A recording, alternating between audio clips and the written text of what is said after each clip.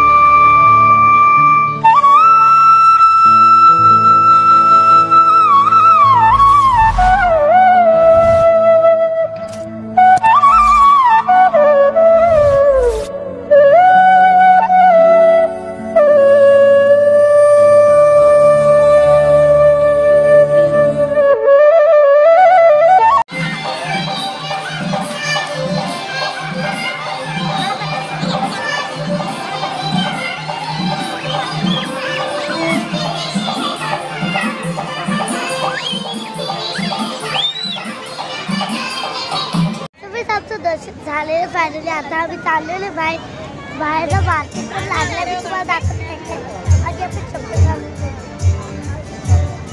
पप्पा बघा.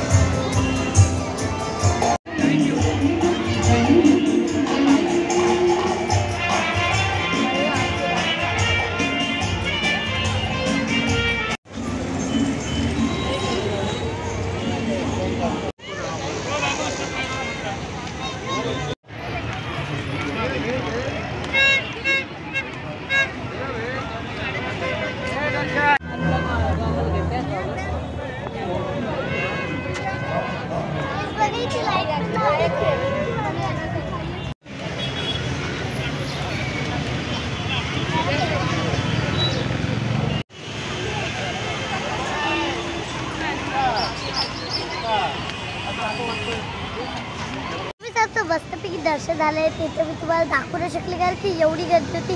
आता रात्रीचे 11 वाजत लय वेळ लागलेला. सो आता आम्ही काहीतरी खातो आणि मग घरी जाणार आहे. आम्ही आता पार्सल घेणार आणि मग घरी जाणार, कारण की मला दक्षिणाचा आनंद घेणार, नाही तर लय रागवेल माझ्या मला, लय ओरडील.